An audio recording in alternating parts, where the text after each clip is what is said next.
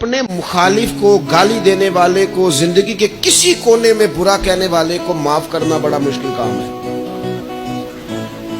کسی شخص نے 30 سال پہلے بھی کبھی آپ کو کوئی سخت لفظ کہا ہو تو وہ بندہ سامنے آئے تو بات یاد آ جاتی ہے، یار اس نے یہ کہا تھا۔ باتیں کھٹکتی ہیں۔ کسی مقام پر کھڑے ہو کر کسی جگہ پر کسی بندے نے آپ کو تکلیف دی ہو، بندہ اس جگہ پہ آئے تو وہ چیز کھٹکتی ہے، لیکن یہ اعزاز صرف رحمت للعالمین محبوب کا ہے کہ حضور کے سامنے جب وہ لوگ پیش ہوئے، حضرت وحشی جیسے کہ جنہوں نے پورا وجود کاٹ دیا تھا حضرت امیر حمزہ کا اور کان ناک آنکھیں نکال دی تھی، انہوں نے آ کے عرض کی حضور ہمارے جیسے گناہگار بھی آئیں تو معافی ہو جاتی ہے؟ فرمایا ہو جاتی ہے تو پڑھ کلمہ، ہم فوراً ہی معاف کر دیں۔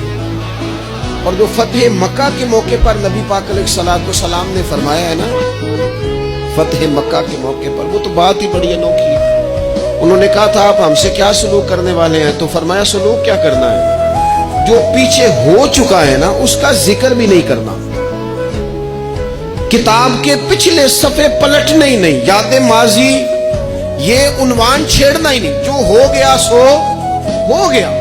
یہ خاص رحمت کاملہ اللہ تعالیٰ نے اگر عطا فرمائی ہے تو میرے اور آپ کے پیارے رسول ہی کو عطا فرمائی ہے۔